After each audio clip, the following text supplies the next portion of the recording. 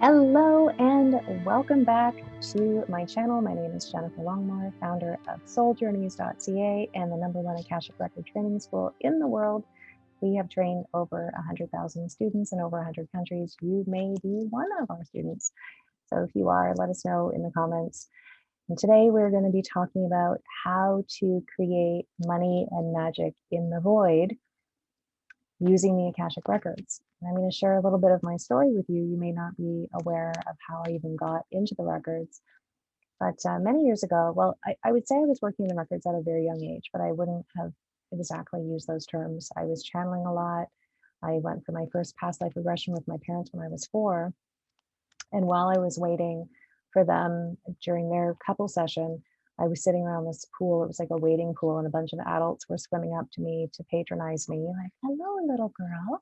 What do you want to tell us about the universe?" And they thought they were just, I guess, going to be mocking me. And I started channeling. Now, I wouldn't have been able to tell you. I just spoke very matter of factly. And I also felt very indignant, like, why are you asking me questions you already know the answer to?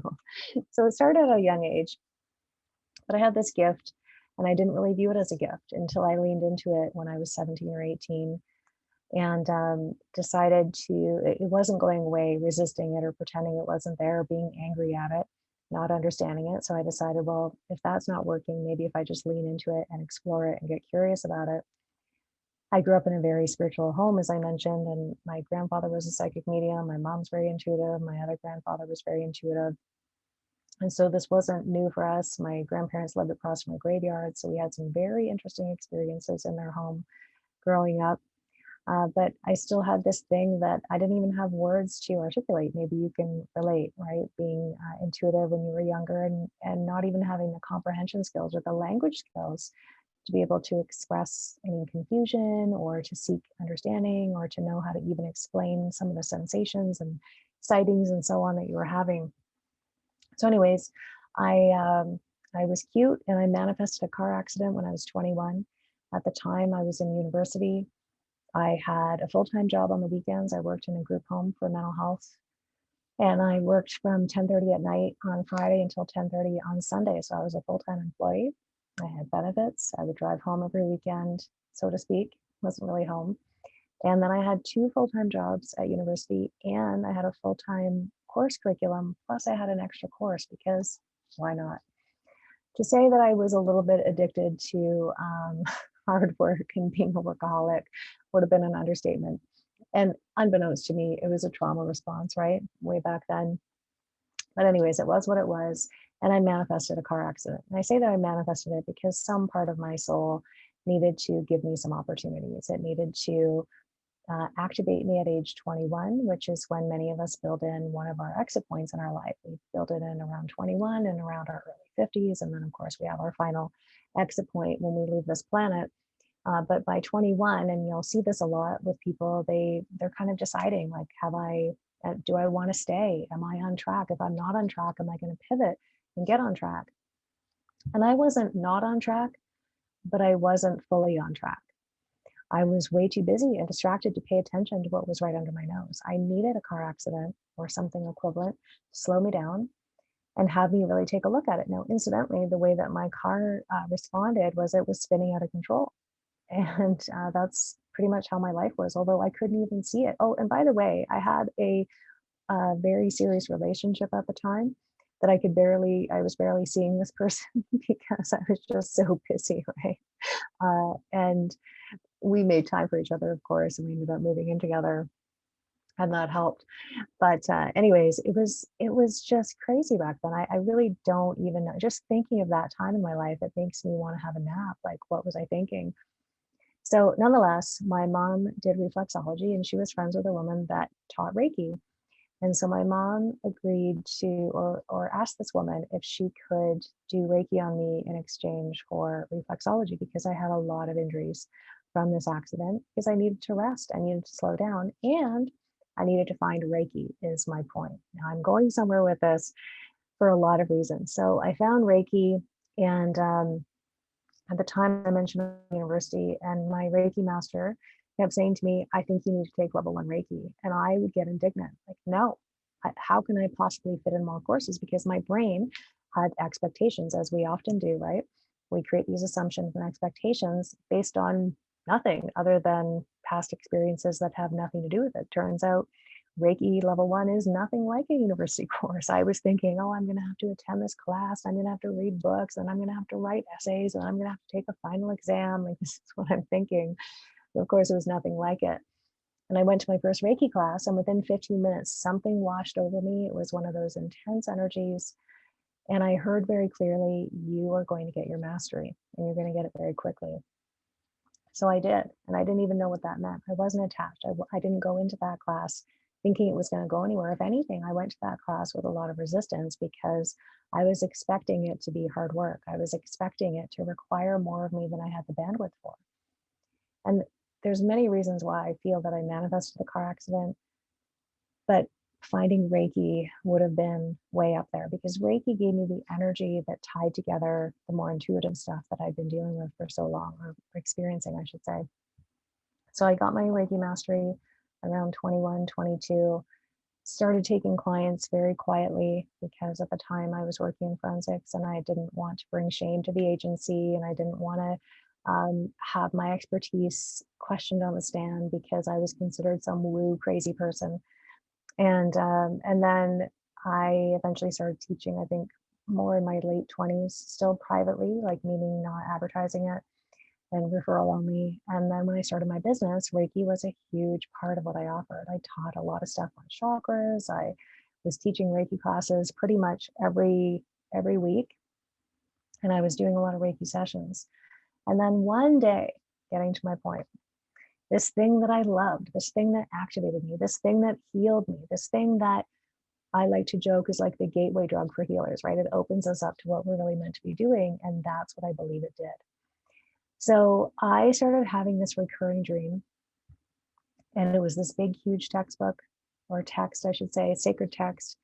And it was gold leafed and beautiful writing inside. I couldn't read it because the pages were flipping too quickly, but I knew in my bones that I needed to read what was in this book. And it would flip, the pages would flip really quickly all night. I'm talking 7 or 8 hours, and I just couldn't sleep. This went on for 2 weeks. I thought, oh my goodness. So I went to work, still had a job at the time. My colleague said, you look really tired. What's going on with you? So I told her about the dream, and she said, well, just ask your guides, what the dream is about. And I thought that was the funniest thing I'd heard, because it was so obvious to her, and it should have been obvious to me, but it wasn't. So that night I went to bed, and I said, okay, you guys, you clearly have something to tell me. I'm not maybe the sharpest knife in the drawer right now. So if you could let me know very clearly in my dream state what this dream is about, have it be super clear, and allow me to remember it in the morning. And I heard, these are the Akashic records. You must learn them so that you can teach them. It was in a very deep, bellowy voice that was a more masculine voice. It wasn't my voice. It was very gentle and loving. And it was just this deep, profound knowingness when I heard that statement.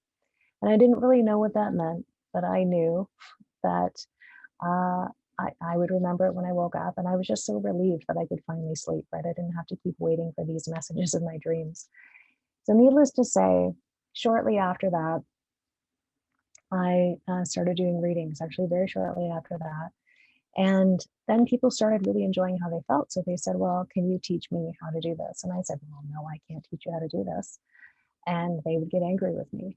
And I thought, why are they getting angry with me? I'm just trying to protect them. I didn't have a university or a college decide that I'm qualified enough to teach this. I still had that conditioning, right, from the programming and the programming we get from the Matrix around needing to have some sort of governing body decide whether that we're worthy of teaching other people some sort of skill, or to access their records or something.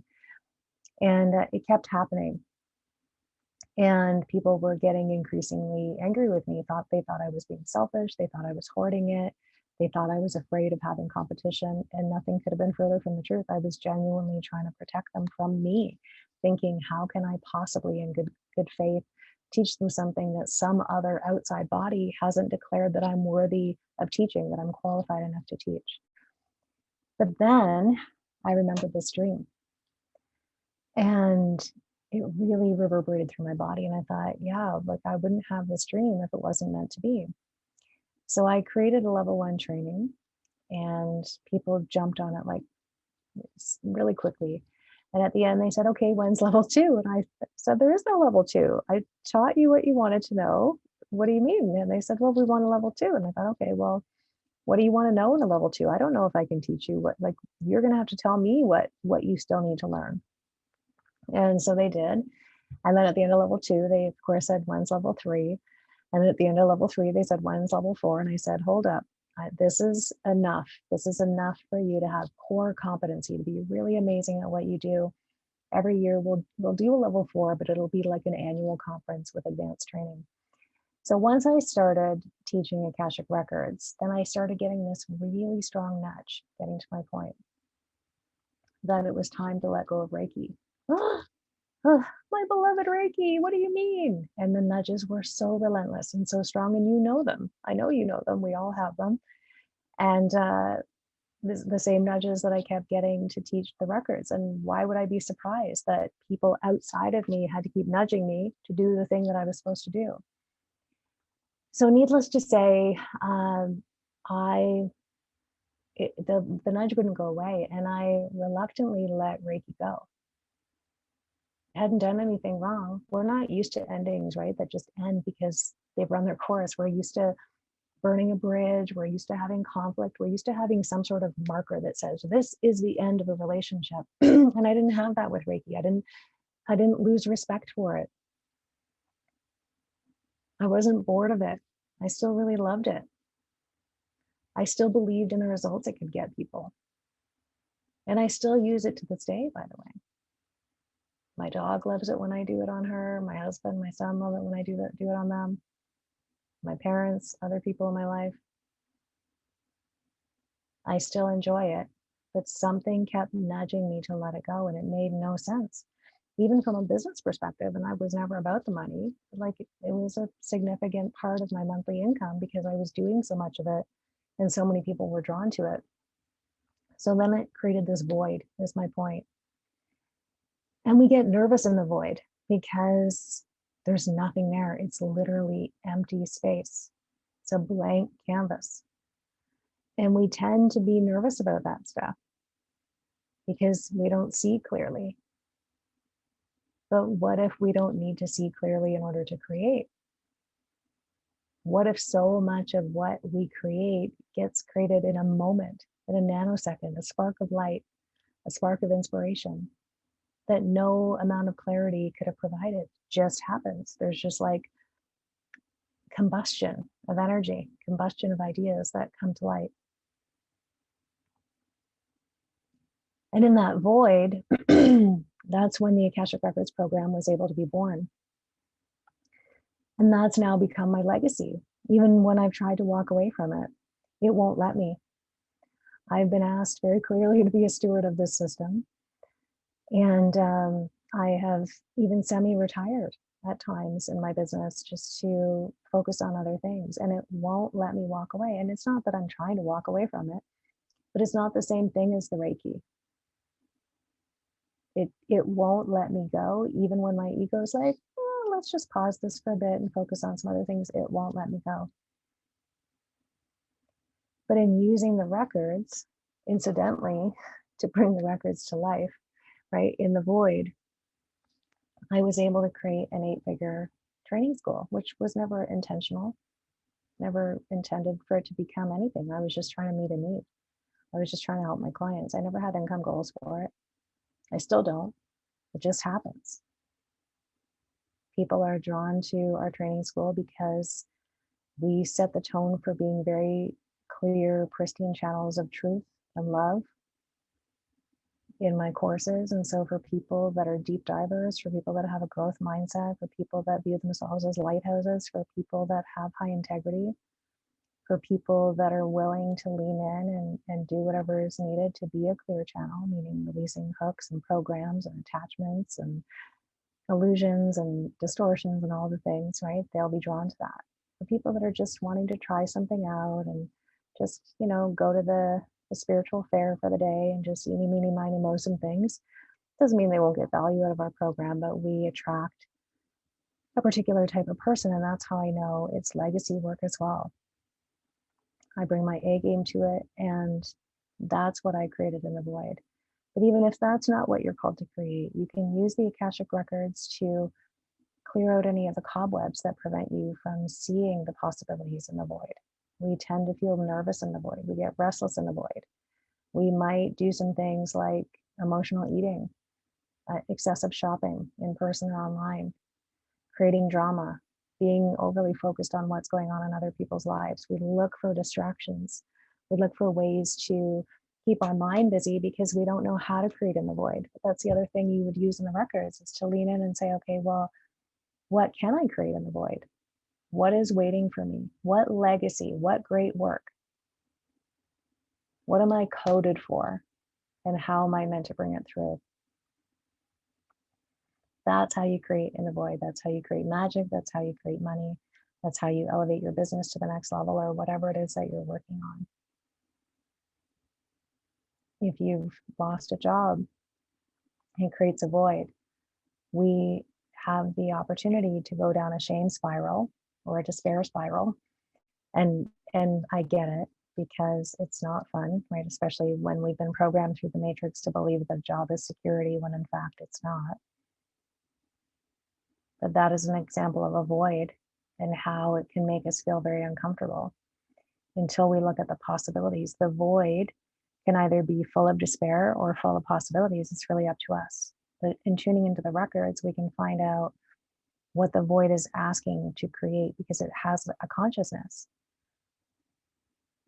And if we're not clear, going into the records can help us get clarity on that. So if you don't know how to access your records and you want to learn how, obviously you can join us in our training school. But where you would start would be my free soul acceleration system, where I go deeper into how to access the records. There's a guided meditation for that. We give examples of how you can use the records. And then as you move through that email sequence and that training sequence, you're going to be given an opportunity to invest in the level 1 training for a very special deal, which you'll find out when you download the free gift. And that's the start of your journey. Now, if you are wishing to dive right in, if you are a deep diver, if you're a leader, if you want to get the equivalent of your PhD in the Akashic records and look at how to create in the void and how to help others do that, and how to create your legacy work, how to really live from your purpose, how to activate what you're coded for during this particular time in the Great Awakening, and then how to share that with others, then we can also chat. You can apply to have a chat with me, and we can see if the Akashic Record Mastery is a fit for you. That's like getting a PhD in the Akashic Records. We do a lot of deep ascension work in there. We do a lot of trauma-informed work in there, clearing distractor implants. We have a lot of ascension technologies in there, things that have been downloaded through the Akashic Records. It's a very robust training. It's not for everyone, as I mentioned. It's for people that are really committed to being pristine channels for love and truth, and being a part of the 5D timeline, and someone that considers themselves a 5D leader. So if that's you, then we'll put a link in the chat of how to apply for the Akashic Record Mastery Program. The free gift that I mentioned, the free training, the Soul Acceleration System, is souljourneys.ca/soul. That will be in the comments as well. I hope this was helpful. Let us know what it's like for you to create in the void in the comments, and we'll see you again next time. Bye for now.